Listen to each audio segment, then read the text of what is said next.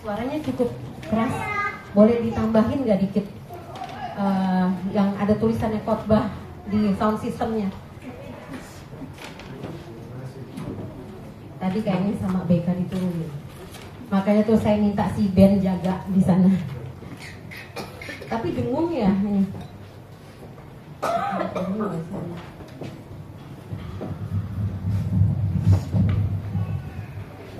Mic yang lain di off dulu aja.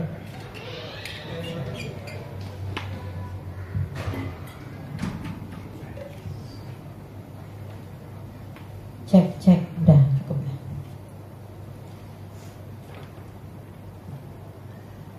Oke, masih dalam rangka selamat tahun baru ya, karena ada beberapa yang saya baru ketemu ini hari ini, baru lihat wajahnya sepanjang tahun ini yang sudah berjalan sekian hari. Ini hari tanggal berapa hari ini? Tanggal 14 ya, udah setengah bulan. Nah, dalam tahun ini tema daripada gereja kita adalah Kingdom Influence. Influence itu pengaruh ya, pengaruh kerajaan. Kingdom Influence. Dan untuk bulan ini sendiri temanya adalah Chosen Generation. Ayatnya mari kita buka sama-sama dulu saudara. 1 Petrus 2 ayat 9.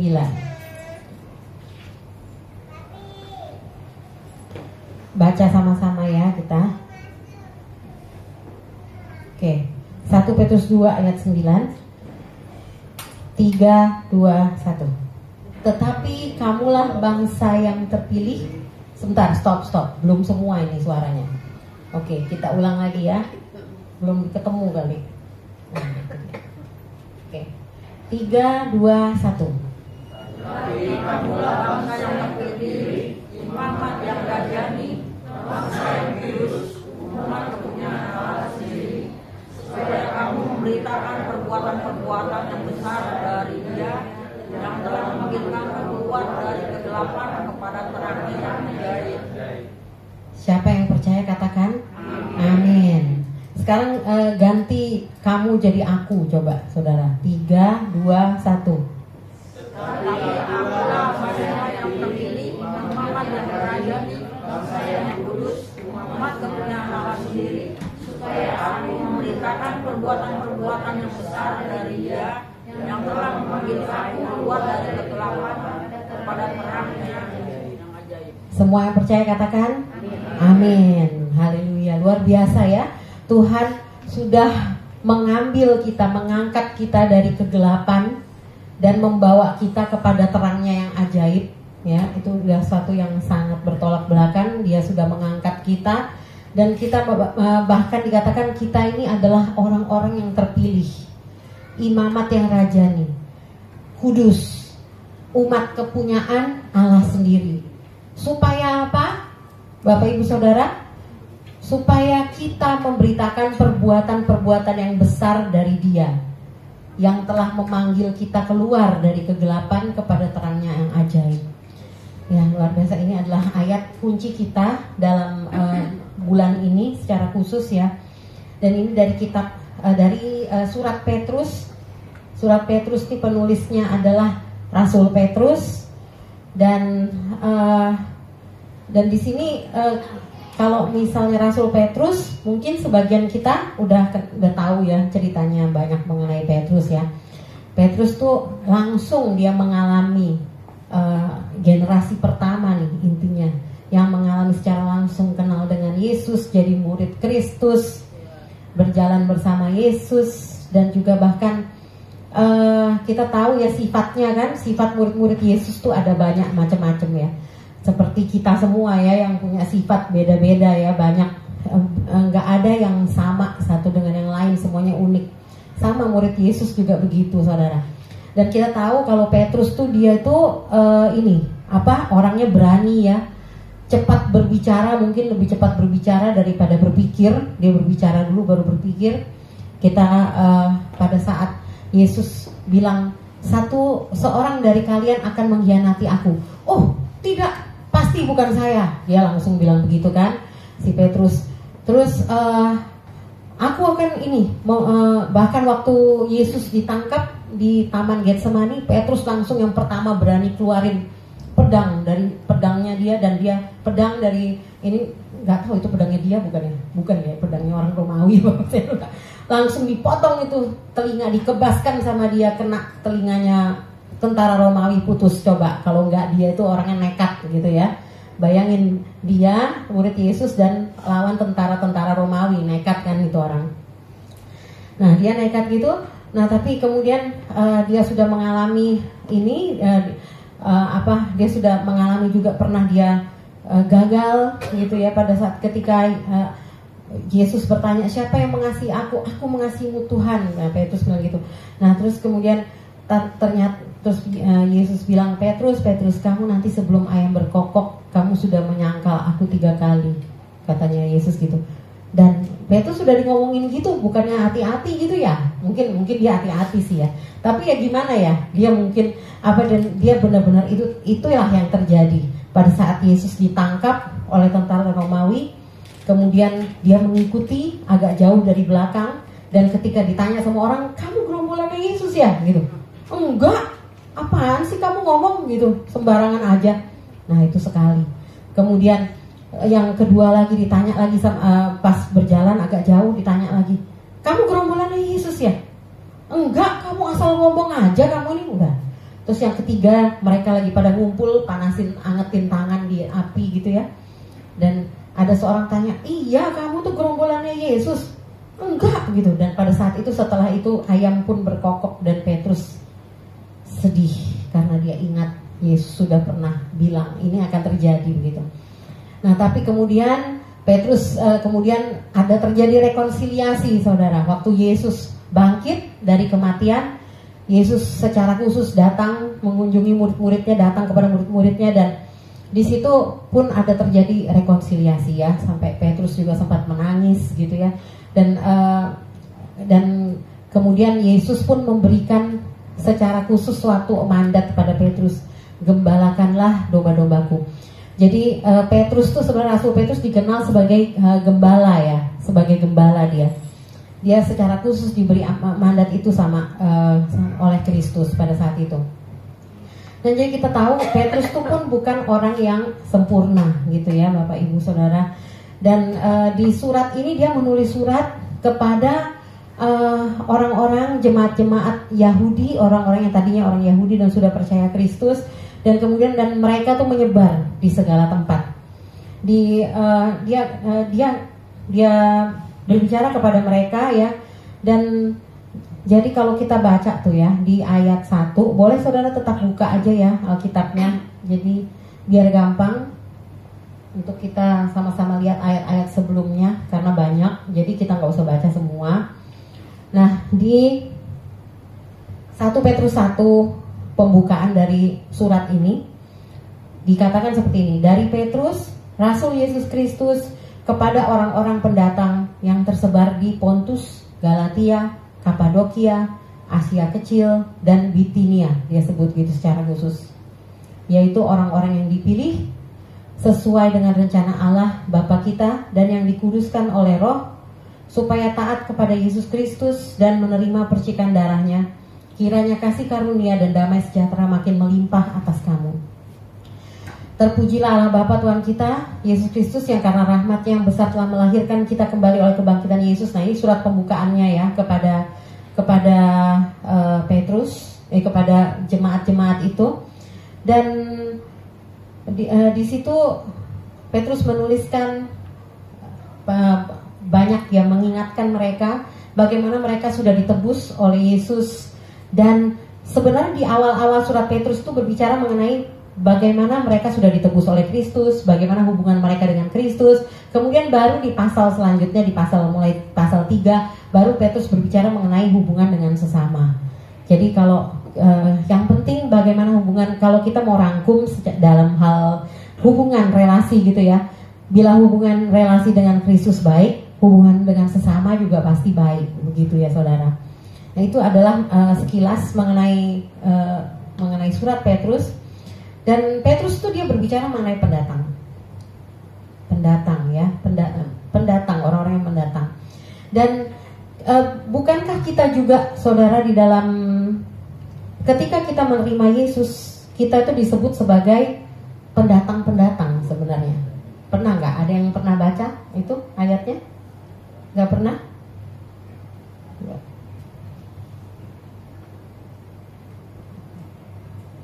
Kita tuh disebut pendatang-pendatang.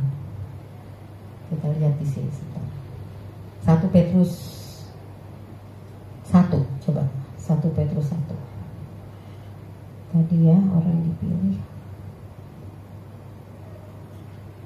Di Ibrani 11 ayat 13 dikatakan, dalam iman mereka semua ini telah mati sebagai orang-orang yang tidak memperoleh apa yang dijanjikan, tapi mereka orang asing. Nah, jadi dikatakan bahwa kita ini juga disebut pendatang ya saudara, orang-orang yang percaya kepada Kristus gitu ya.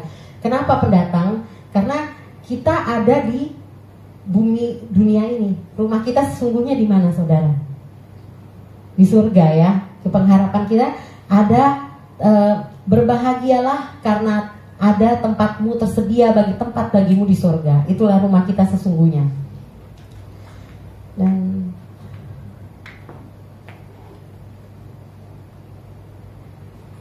ya, jadi di sini Petrus mengingatkan, berbicara kepada orang-orang Yahudi itu ya, yang merupakan pendatang. Namun sebenarnya kita ini adalah juga disebut sebagai pendatang. Nanti kita bahas lagi ya. Nah, kenapa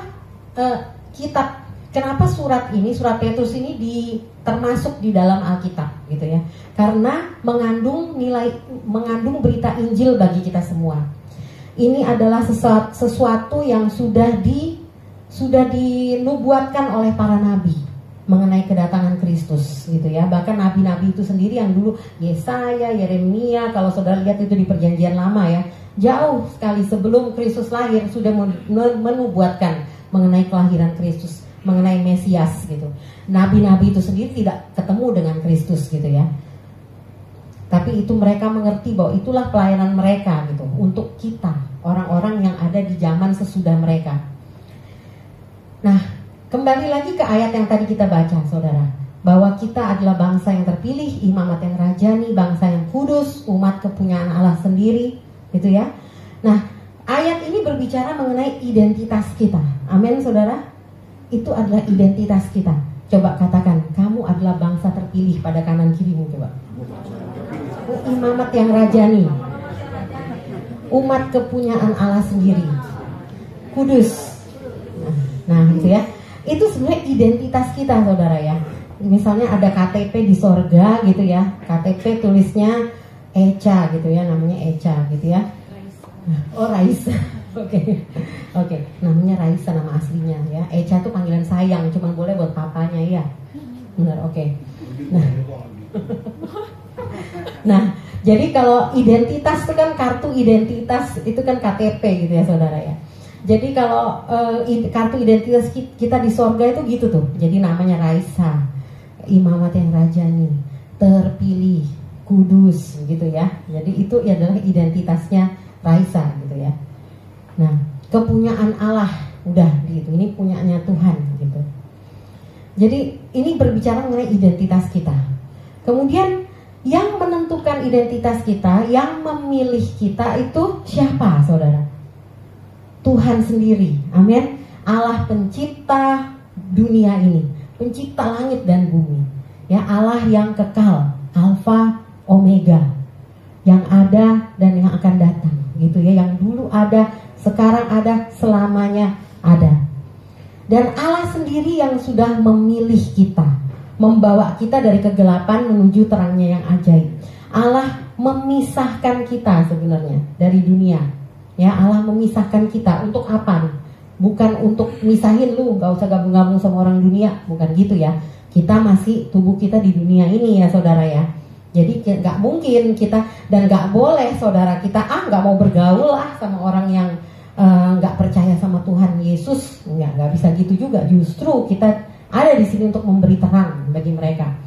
Dan tapi kita itu dipisahkan, dikhususkan ya, kudus, imamat yang rajani, bangsa terpilih. Dia membedakan kita dari dunia yang di luar sana. dunia yang menuju kebinasaan. Dikatakan semakin lama dunia ini semakin jahat dan menuju kebinasaannya. Firman Tuhan berkata seperti itu. Nah, cuman kenapa kok kita seringnya orang-orang Kristen, kita ini dikhususkan nih, dikuduskan. Tapi kita tuh kenapa maunya sama dunia? Nah, itu masalahnya di sana, saudara ya. Kenapa banyak orang Kristen mau sama dunia? Standarnya ikutin standar dunia gitu ya. Kenapa kita nggak mau jadi berbeda seperti yang mesti berbeda dalam hal kekudusan gitu ya, berbeda dalam hal kebenaran gitu. Tapi kadang kita juga lebih memilih mungkin diam daripada kita bersaksi gitu. Nah, ingat bahwa Allah sendiri yang sudah memanggil kamu keluar dari kegelapan kepada terangnya ajaib. Jadi kita punya KTP yang asli itu sebenarnya KTP surga. Amin saudara. Ini sementara, ini rumah sementara, KTP asli kita. Jadi sebenarnya identitas kita tuh itu gitu. Nah, kenapa kok kita malah sering maunya ikutin identitas, ikutin dunia ini gitu ya. Dari semula kita sudah dipilih, dari semula, sejak semula. Bahkan sebelum kita direkam di dalam kandungan ibu kita, itu Tuhan sudah mengenal kita. Mazmur berkata seperti itu. Nah, Dia memilih kita ada tujuannya ya saudara ya. Gampang kok hari ini ayatnya, sebenarnya satu ayat tuh bisa menjelaskan semuanya. Tujuannya apa ada di ayat itu ayo. Ada yang mau ada yang mau jawab enggak? Ada di ayat 1 Petrus 2 ayat 9 tadi itu. Apa? Kenapa ya? Kenapa kok Dia memilih kita? 1 2. Aku bawa nasi box, nasi ayam bakar buat hadiah bagi yang bisa menjawab. Ada? Tuh, oke. Pastor deh. Pastor pasti bisa jawab. Pasal 1 ayat 2 coba. Pasal 1 ayat 2. Oh, dari ayat sini loh. Ayat 1 Petrus 2 ayat 9. Pertanyaannya apa sih? Kenapa kok dia memilih kita dari semula untuk imamat rajani, Dia menentukan kita adalah bangsa yang kepunyaan Allah dan lain-lain, itu kenapa? Karena itu rencananya. Oh. Iya, rencana. Anak sekolah pasti bisa ya. Oke. Nah, dari ayat 1 Petrus 2 ayat 9b, supaya apa saudara? Kamu memberitakan perbuatan-perbuatan yang besar dari Dia yang telah memanggil kamu keluar dari kegelapan. Nah, supaya kita memberitakan perbuatan-perbuatan yang besar dari Dia. Oke, hari ini itu tujuannya. Iya, tujuannya kenapa gitu. Ya, gitu. Supaya kita memberitakan kemuliaan Allah, Pak. Iya, betul. Ya, memberitakan kemuliaan Allah. Nah, itu ya mirip ya, sama ya sama itu. Nah, coba kita mundur ke ayat 5. Kita juga sudah dipilih dari semula ya, dan kita itu disebut imamat yang rajani, dikuduskan, dikatakan punya Tuhan sendiri. Itu kenapa? Ayat ada di ayat 5 ini, ayat 5. Ayat 5. Oh, 1 Petrus 2 ayat 5. Dipergunakan sebagai batu hidup. Batu hidup. Nah, ayat 5 ya. Dan biarlah kamu juga dipergunakan sebagai batu hidup untuk pembangunan suatu rumah rohani. Nah, jadi datanglah kepadanya, ayat 4 ya saudara ya. Ayat 4, datanglah kepadanya batu yang hidup itu. Ini berbicara mengenai Kristus. Ya, Kristus sebagai batu penjuru. Kristus yang dibuang oleh manusia. Dia ditolak dan dia disalibkan, tetapi dia dipilih dan dihormat di hadirat Allah. Itu Kristus. Nah, kita harus datang kepada Kristus agar kita sendiri, hidup kita juga dipergunakan sebagai batu yang hidup. Ya, dipergunakan sebagai batu yang hidup untuk pembangunan untuk orang lain. Amin, saudara. Untuk kebangunan rohani orang lain. Jadi suatu rumah rohani bagi suatu imamat kudus untuk mempersembahkan, itu adalah persembahan kita sebenarnya saudara ya. Jiwa-jiwa orang-orang yang dibangun imannya, dibangkitkan karena kita. Amin saudara. Amin. Karena kita melayani mereka, karena mereka melihat teladan dan contoh yang hidup dari iman kita. Dan itu adalah tujuannya. Kenapa saudara dikasih identitas itu dari Tuhan? Cukup jelas ya saudara. Tujuannya itu tuh ya. Dan kapan saudara? Kapan kita itu harus memberitakan perbuatan-perbuatan besar Tuhan itu kapan? Memberitakan perbuatan-perbuatan yang besar itu kapan? Setiap saat. Kalau ya betul, setiap saat. Tapi ada batasnya. Ya, selama kita hidup. Amin saudara. Jadi kalau kita udah mati nggak bisa, bener kan ya? Seperti lagu itu yang pastor suka nyanyi, hidup ini adalah kesempatan, ya. Nah, jadi selama kita hidup, begitu kita sudah lahir baru, kita perlu memberitakan Kristus melalui setiap aspek hidup kita. Nggak ada yang beda-beda ya. Kadang-kadang tuh sering begini, aku kerja, ini kerja, urusan kerja, gereja, urusan gereja, begitu ya. Kita nih manusia kadang suka gitu, kerja, gereja, gitu ya, temenan gitu ya.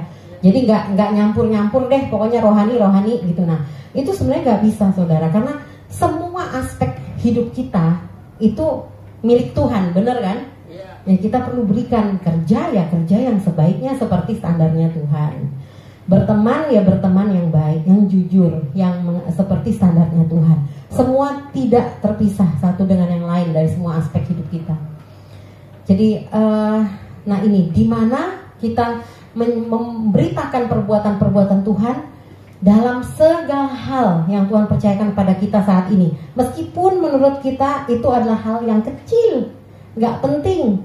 Ini juga nggak penting lah, ini kerjaanku nggak penting, nggak dilihat orang apa semua ya. Nggak ada apapun itu, tetap artinya Tuhan yang mempercayakan kepada kita. Amin saudara. Maupun pekerjaan di mana misalnya saudara jadi gubernur misalnya gitu ya. Nah itu jadi dalam segala apapun yang Tuhan percayakan kepada kita, lakukan semuanya dengan setia, dengan tekun. Kita berserah pada Dia, tahu bahwa Tuhan tahu yang terbaik untuk hidup kita. Amin saudara. Meskipun Dia kasih tugas kita tugas kecil, tapi Tuhan tahu yang terbaik untuk kita. Nah, jadi jangan cuma nanti kalau sisa hidupmu, sekarang aku mau bersenang-senang dulu, aku mau ikutin dunia dulu, ikutin segala kebiasaan dan standar dunia dulu.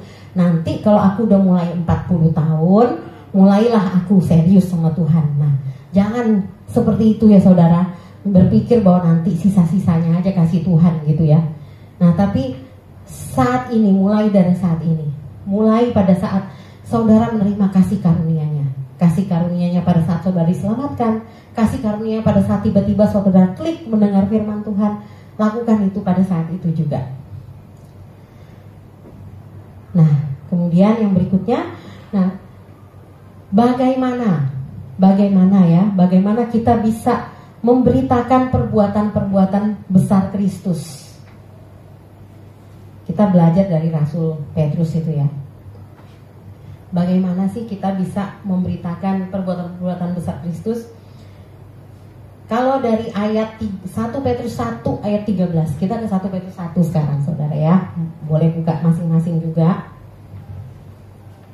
1 Petrus 1 ayat 13. Saudara baca aja sendiri. Nanti saya udah ini pisah-pisah jadi poin-poin. Di ayat 13 1 Petrus 1 dikatakan, sebab itu siapkanlah akal budimu,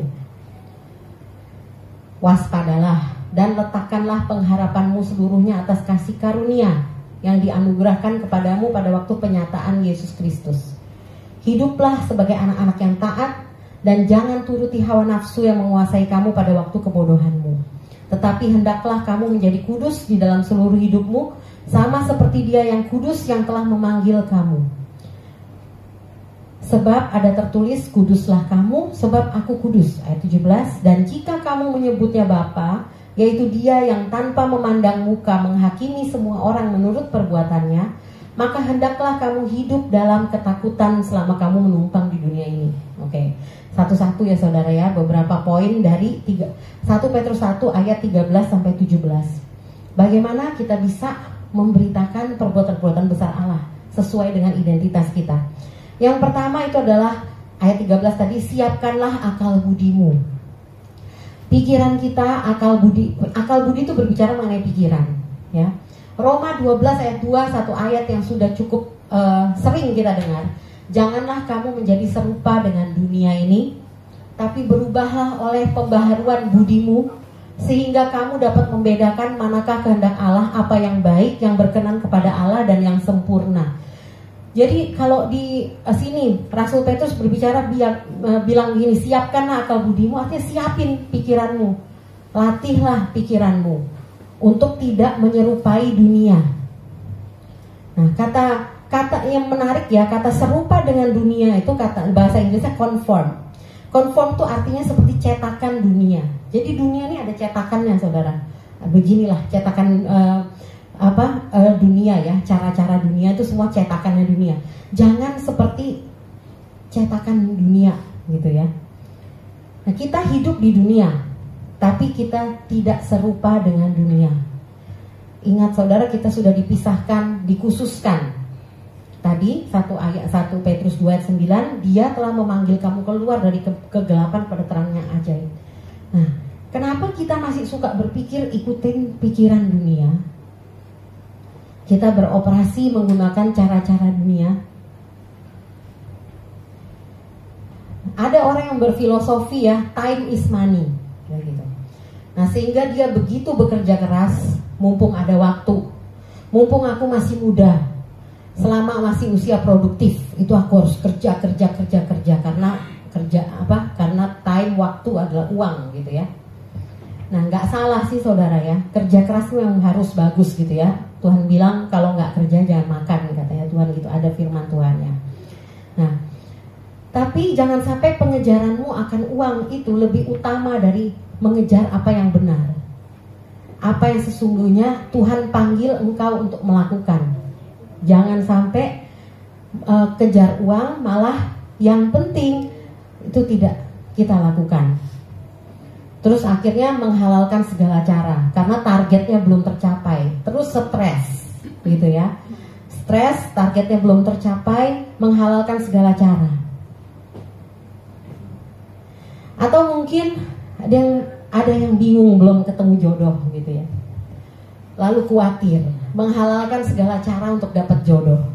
Cara maksudnya cara-cara dunia gitu ya. At least harus punya pacar lah aku. Kayaknya aku udah umur segini nih, aku harus punya pacar gitu ya. Nah, ini pernah di survei gitu ya saudara ya, tujuannya pacaran tuh apa sih gitu ya. Beberapa anak muda ditanya kenapa mereka mau pacaran gitu ya, kenapa mau pacaran. Ini ada beberapa jawaban. Supaya ada teman curhat gitu ya, untuk bersenang-senang, jawab gitu. Emang nggak bisa ya sama temen gitu ya, nggak usah pacar gitu ya. Nah terus ya mencari status gitu kan ya, itu kan semua kan sebenarnya hal-hal yang sudah dipatok sama dunia gitu kan ya, status gitu kan ya. Belajar bersosialisasi, makanya harus cari pacar. Terus ya ini memilih pasangan hidup, jadi harus pacaran dulu gitu ya. Terus mendapatkan persahabatan, emang sama temen gak bisa gitu ya. Nah, memperoleh keintiman atau kedekatan. Nah, selain itu alasan yang kuat untuk berpacaran tuh karena tekanan dari sekitar gitu. Nah, ini salah satunya, keluarga, teman-teman ya, konformitas. Nah, ini bahasanya itu. Karena alasan kuat berpacaran karena konformitas. Mereka harus menyerupai apa yang ada di sekeliling mereka.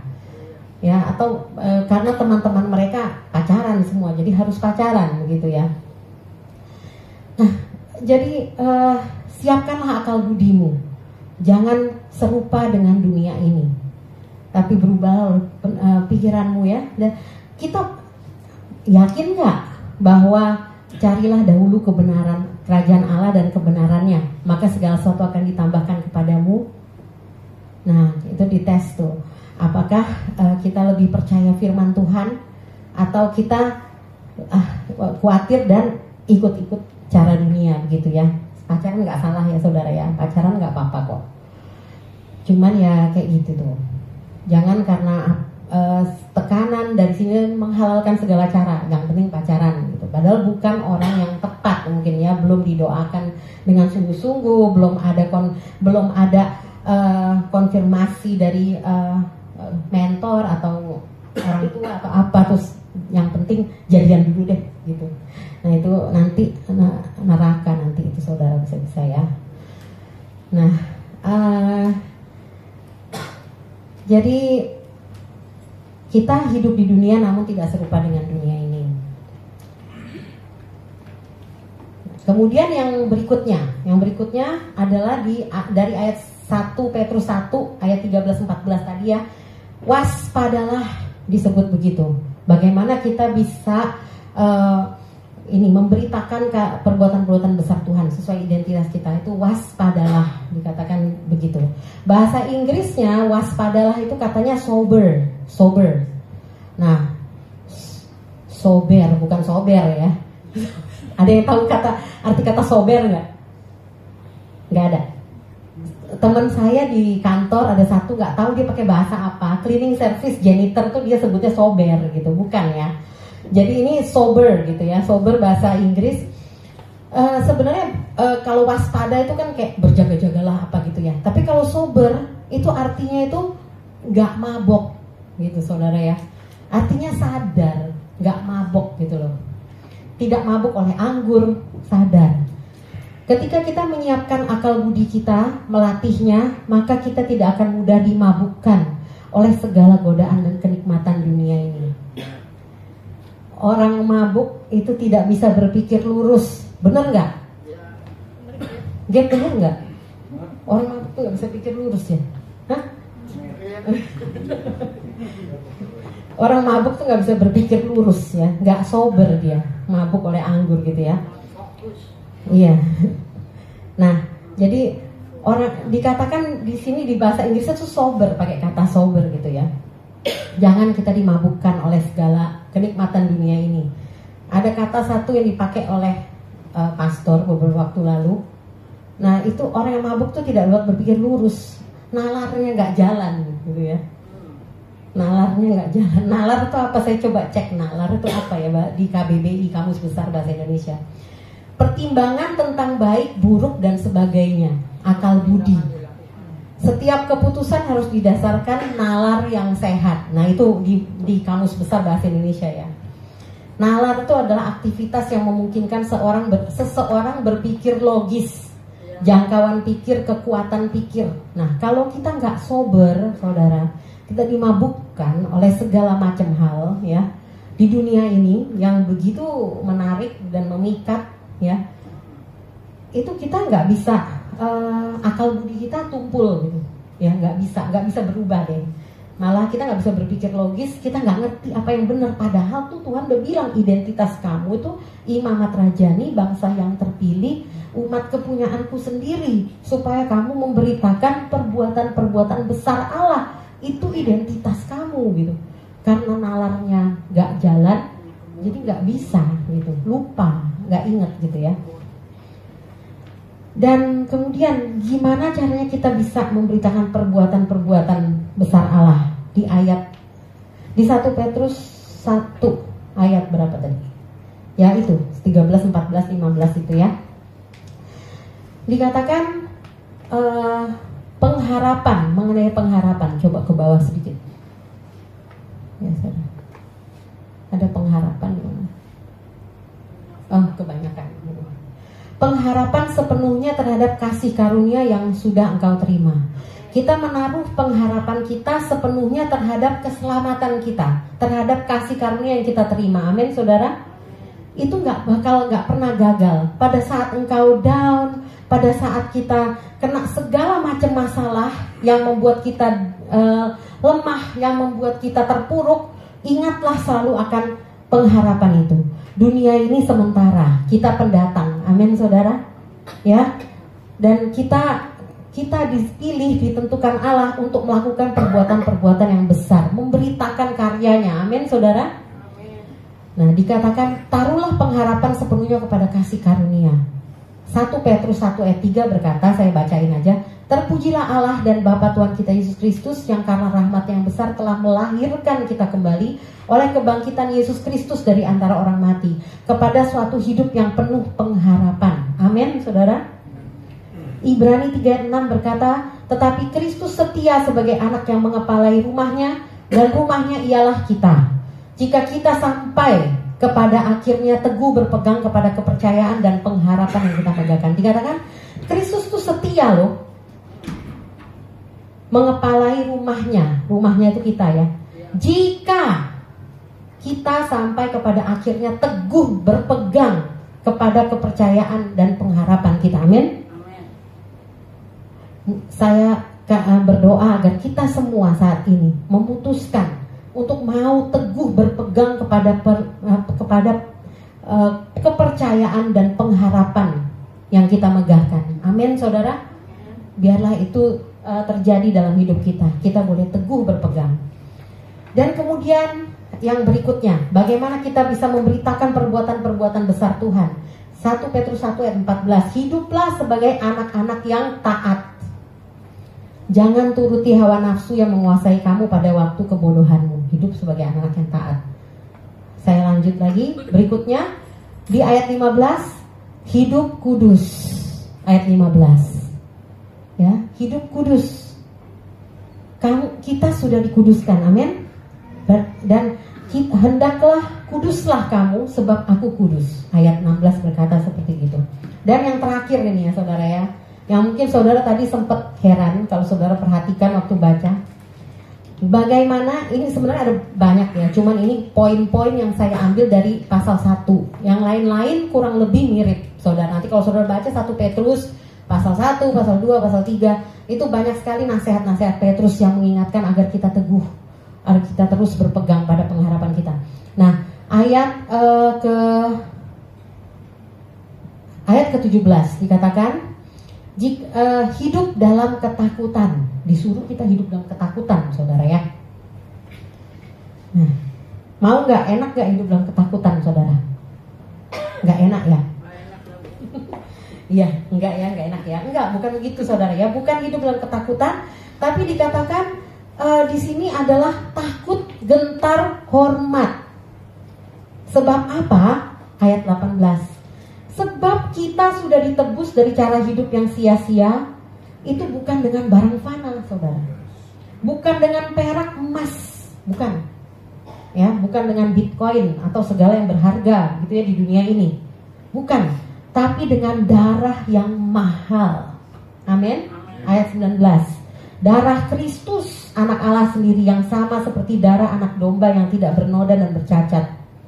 Dikatakan, dan kita diberi kuasa. Kalau kita baca ya, dia yang telah dia dibangkitkan dari antara orang mati. Nah, dan lain-lain. Jadi kita hendaklah kita hidup dalam takut dan gentar dan hormat kepada Tuhan Allah kita. Karena apa? Karena kita ditebus bukan dengan ecek-ecek gitu ya, bukan dengan sesuatu yang fana. Emas bisa kebakar gitu kan ya, uang kebakar. Semua di dunia ini tidak ada yang kekal. Tapi kita ditebus oleh darah yang sempurna, yaitu darah yang mahal dengan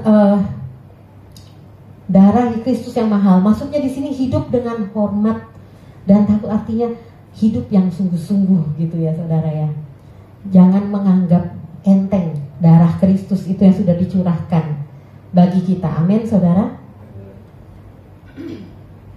Istilahnya di sini Petrus tuh mau ngingetin, kalau saya nangkepnya ya, Petrus ngingetin, kamu imamat rajani, sudah dipilih Allah, sudah di kepunyaan bangsa, kepunyaan Allah sendiri, dan supaya apa ya? Tuhan pilih kita memberitakan kebesaran Tuhan gitu ya.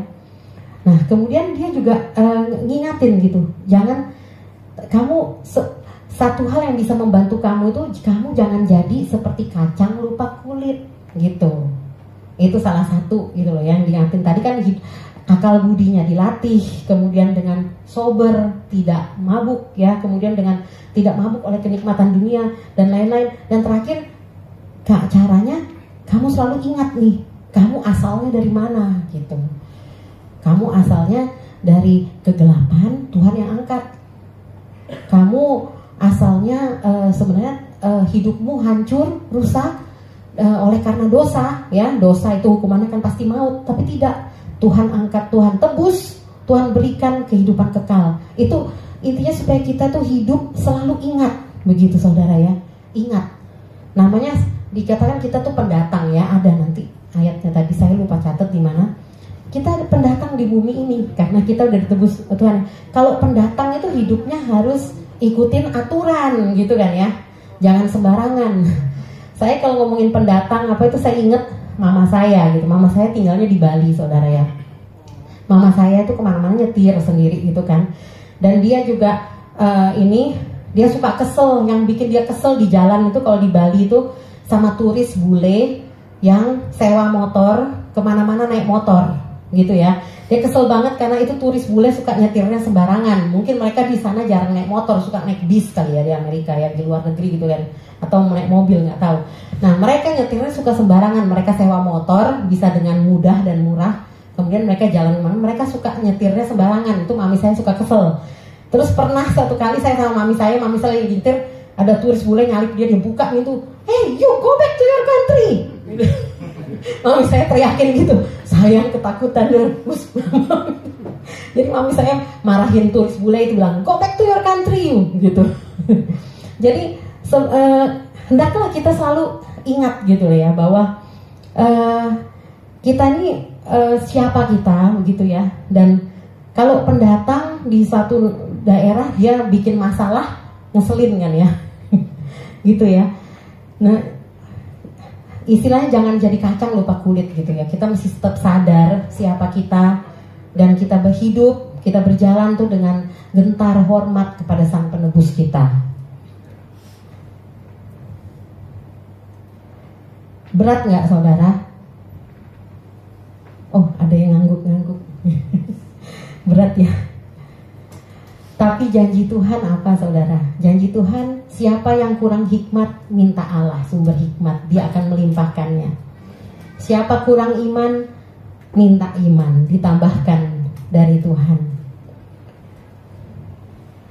Ya, itu janji Tuhan. Tuhan selalu, Tuhan sudah memberikan panggilannya kepada kita, tapi dia juga sudah memperlengkapi dengan apapun yang kita butuhkan untuk menjalankan gitu ya, hidup kita, menjalankan sesuai dengan panggilan Tuhan. Dan satu hal yang penting saudara, yang sekali lagi Petrus ingatkan, 1 Petrus 2 ayat 2 dikatakan, 1 Petrus 2 ayat 2, jadilah sama seperti bayi yang baru lahir, yang selalu ingin akan air susu yang murni dan yang rohani, supaya olehnya kamu bertumbuh dan beroleh keselamatan. Amin. Kita ini selama masih hidup dalam Tuhan tuh kita terus progres. Amin saudara. Kita terus bertumbuh, benar ya. Dan tujuan kita adalah semakin menyerupai Kristus. Dan itu proses tuh terus menerus seumur hidup. Gak ada di sini yang aku udah gak ada salah, aku udah gak ada dosa, aku kayaknya semua isi Alkitab aku sudah tahu, aku sudah ngerti. Kayaknya gak ada gitu ya. Jadi kita semua ini berproses. Bahkan sudah usia tambah tua seperti saya ini, saya juga menyadari, aduh aku tambah tua kok, tambah kayaknya masih banyak yang belum dimengerti gitu, masih banyak bikin salah gitu. Dan harapnya sih setiap ini kita semakin naik gitu ya, semakin baik begitu ya. Nah tapi selama proses itu, dari satu sisi jadilah bayi seperti bayi yang baru lahir katanya. Bukan dalam hal kedewasaan ya saudara ya, bukan dalam hal kedewasaan. Tapi bayi baru lahir tuh dia selalu ingin air susu yang murni dan rohani. Ini berbicara mengenai makanan rohani kita. Amin saudara, yaitu firman Tuhan. Jadi kita masih bertumbuh, kita masih proses, kita butuh firman Tuhan itu. Amin. Kita perlu makanan rohani itu. Makanan rohani yang sehat tentunya firman Tuhan. Hendaklah kita selalu haus, selalu lapar, selalu mau belajar firman Tuhan. Amin saudara. Hanya itu yang bisa melatih akal budi kita. Amin. Tentunya kalau kita selain membaca, kita juga taat melakukan. Amin saudara. Hanya itu yang bisa membuat kita sadar, tidak mabuk oleh segala godaan dan kenikmatan dunia. Hanya firman yang senantiasa mengingatkan kita mengenai pengharapan yang terkandung di dalam iman kita kepada Kristus. Nama kita terdaftar di surga. Kita cuma bisa baca itu di firman Tuhan, saudara, mengingatkan kita. Hanya firman yang memiliki otoritas, yang bisa menundukkan kita untuk taat. Amin.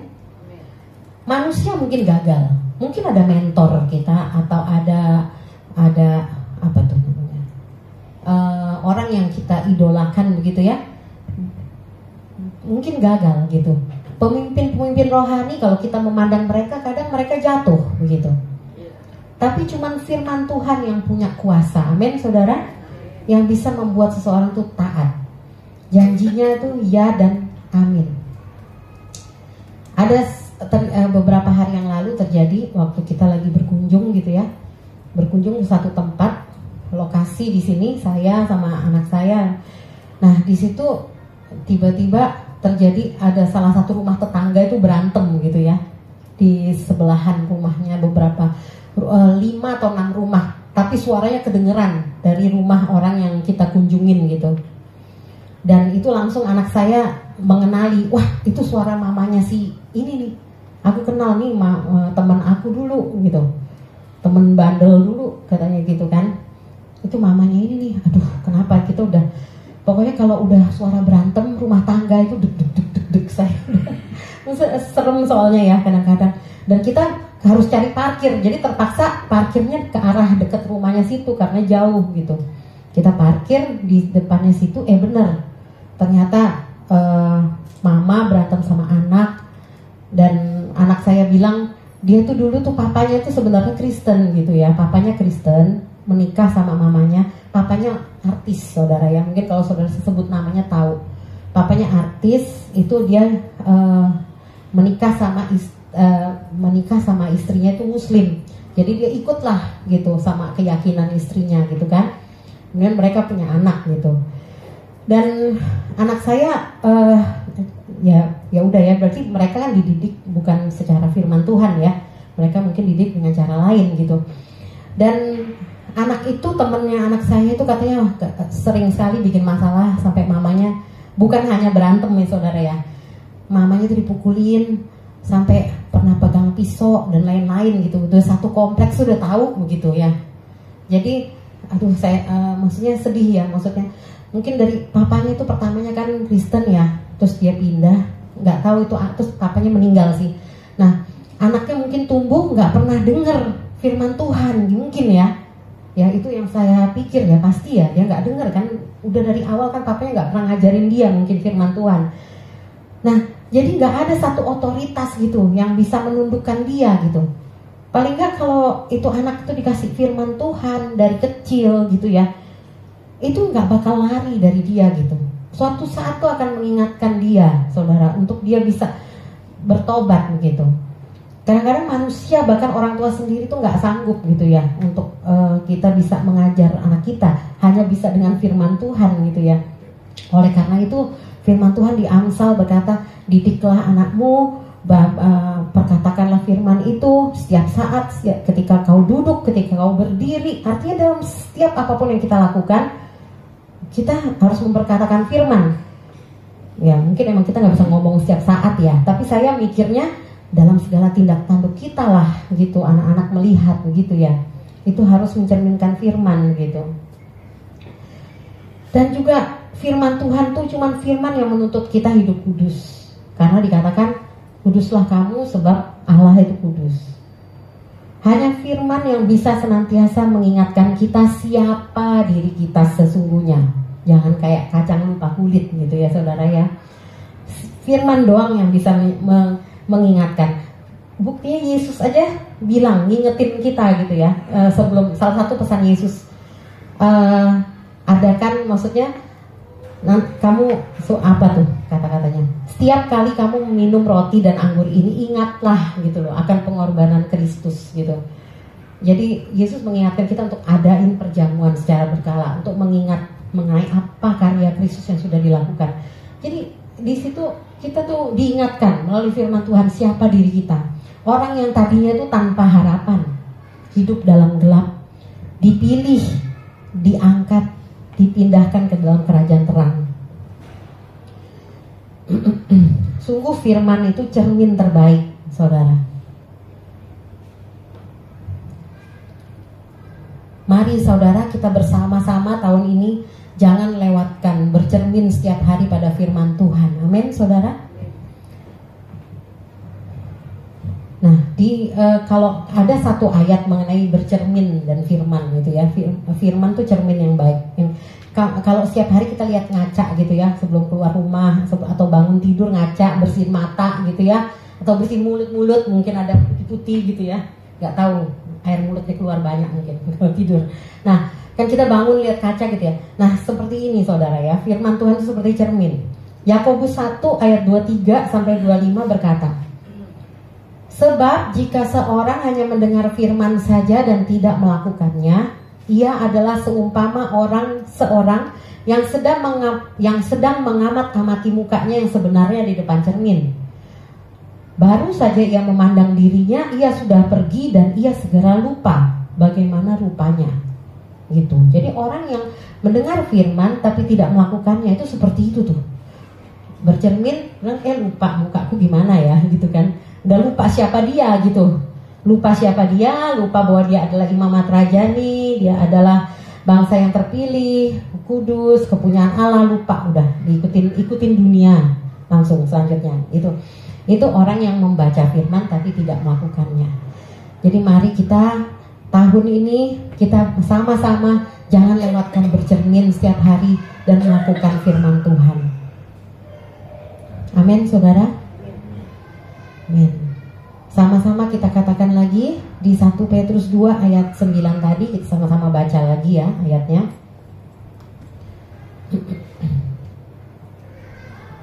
Satu Petrus, oke. Kamulah, kayaknya ini kan banyak ya. Jadi diganti kita aja ya saudara ya. Kita, bukan aku. Karena ini jamak gitu. Oke, kita sama-sama baca ya saudara. Kamu diganti kita ya. 3, 2, 1. Tetapi kitalah bangsa yang terpilih, imamat yang rajani, bangsa yang kudus, umat kepunyaan Allah sendiri, supaya kita memberitakan perbuatan-perbuatan yang besar dari Dia yang telah memanggil kamu keluar dari kegelapan kepada terangnya yang ajaib. Amin. Ini adalah identitas kita ya saudara ya. Haleluya. Mari kita tundukkan kepala, kita berdoa.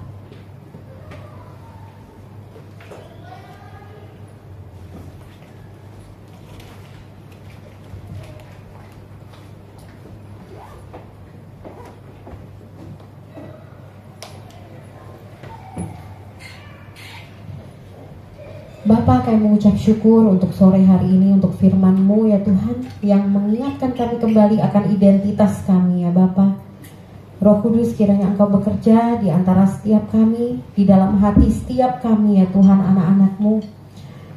Kasih karunia-Mu meneguhkan kami, menguatkan kami, memampukan kami untuk mengikuti apa segala yang Engkau kehendaki dalam hidup kami, untuk memberitakan perbuatan-perbuatan-Mu yang besar melalui setiap perkataan dan perbuatan kami dimanapun kami berada, di keluarga kami, di sekeliling kami, dan juga di tempat kerja kami, di tempat sekolah kami, dimanapun ya Tuhan Kau percayakan kami, dalam segala apapun yang kami kerjakan ya Tuhan dalam hidup kami. Terima kasih ya Tuhan. Dalam nama Yesus kami berdoa. Amin.